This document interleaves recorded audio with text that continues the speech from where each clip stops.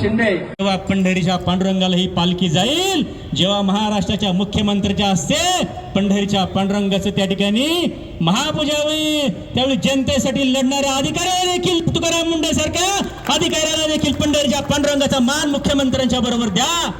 का द्या म्हटलं? बघा नावामध्ये काय असतं.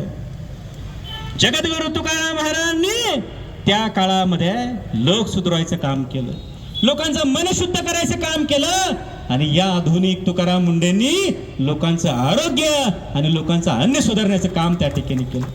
हा योगायोग असेल. परंतु आज या महाराष्ट्रामध्ये मी म्हणतो बाकी सगळ्या गोष्टीतला भ्रष्टाचार आपण खपवून घेऊ. मला जीवन मरणाच्या प्रश्नाशी, जीवन मरणाशी, जिथं लोकांचं आरोग्य धोक्यात आहे, जिथं लोकांचं, लहान मुलांचं दूध कोण पितो? कोण दूध पितं? अरे कच्चे बच्चे जे जन्मल्यापासून तर 10, 12, 15, 20 वर्षापर्यंतची मुलं जी व्यायामासाठी आमचे पैलवान म्हणजे दूध कोण पितो?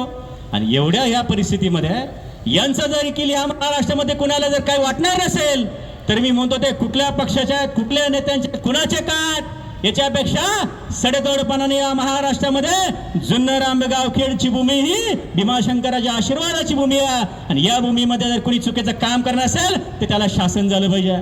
आज मगाशी मी काल 2-3 दिवसापासून विधानसभेच्या अधिवेशनामध्ये राज्याचे अन्न प्रशासन मंत्री सांगतात की 25% घट झाली.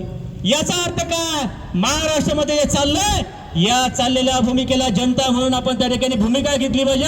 निर्णायकपणानं सरकारच्या या भूमिकेबरोबर, तुकाराम मुंडेंच्या भूमिकेबरोबर भरभक्कमपणानं त्यांना पाठिंबा दिला पाहिजे.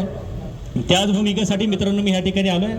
मी माझ्या खेड तालुक्यातले अनेक सहकारी, मला तरुण सहकारी या ठिकाणी भेटल्यात. मी माझ्या खेड तालुका कृषी उत्पन्न बाजार समितीच्या वतीनं, पुणे जिल्हा परिषदेच्या वतीनं या आंदोलनाला जाहीर पाठिंबा व्यक्त करतो.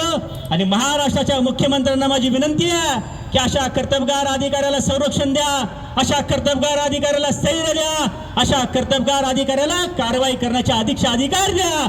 उद्या कुणाच्यावर किती मोठ्या खर्चावरती धाड पडली तर मुख्यमंत्री साहेब तुम्ही फोन करणं कार्य माझ्या जवळच आहे, माझ्या कुणाचं तरी आहे, माझ्या, कारण का की लोकांच्या जीवाशी आहे. आणि जी प्रश्न लोकांच्या जीवाशी येते, महाराष्ट्राच्या मुख्यमंत्र्यांना आमची कळकळून विनंती आहे की जातीनं भरभक्कमपणाने तुकाराम मुंडे सारख्या अधिकाऱ्याच्या मागं सरकार म्हणून तो भूमिका त्या ठिकाणी ठेवा.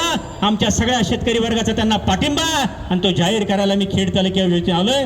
एवढंच या निमित्तानं सांगतो, अतिशय कठोरपणानं, कठोरातली कठोर कारवाई जे कोणी ह्या बेसल प्रकरणामध्ये असेल त्यांना त्या ठिकाणी लावली पाहिजे. एवढीच मागणी या निमित्तानं करतो. धन्यवाद. जय हिंद, जय महाराष्ट्र. धन्यवाद साहेब. मी खेड तालुक्याच्या वतीनं कृषी उत्पन्न बाजार समिती सभापती म्हणून आणि पुणे जिल्हा परिषदेचा गटनेता म्हणून या ठिकाणी आहे. मी काय आंबेगाव तालुक्याच्या राजकारणामध्ये इंटरफेअर करायला आलेलो नाही. परंतु मित्रांनो, ज्या शेतकऱ्यांच्या बाजार समितीचा मी सभापती आहे, आज महाराष्ट्रामध्ये जी तुकाराम मुंडेंनी घेतलेली भूमिका आणि त्या भूमिकेला पाठिंबा द्यायला मी खऱ्या अर्थाने मंचरच्या चौकामध्ये, शिवाजी चौकामध्ये उभा. कशासाठी उभा?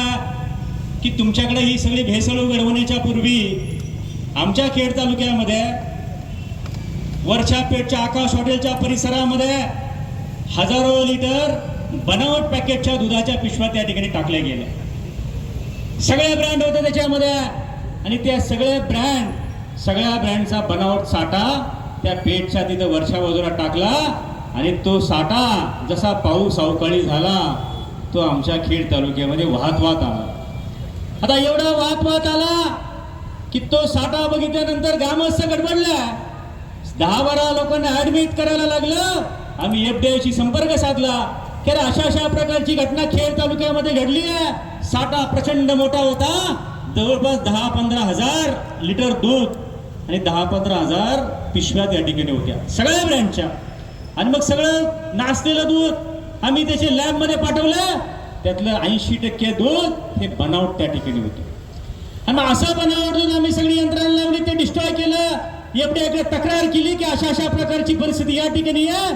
पण या निमित्तानं लोकांचं आरोग्य धोक्यामध्ये घालण्याचं काम जर कोणी दूध भेसळच्या निमित्तानं करणार असेल तर महाराष्ट्रामध्ये मी आज एकाच भूमिकेसाठी उभा की तुकाराम मुंडेंनी घेतलेली भूमिका आणि तुकाराम मुंडे सारख्या अधिकाऱ्याच्या मागे महाराष्ट्रातल्या कानाकोपऱ्यातल्या शेतकरी बांधवांना त्या ठिकाणी उभं राहिलं पाहिजे आणि त्याला पाठिंबा द्यायला मी या चौकामध्ये उभा.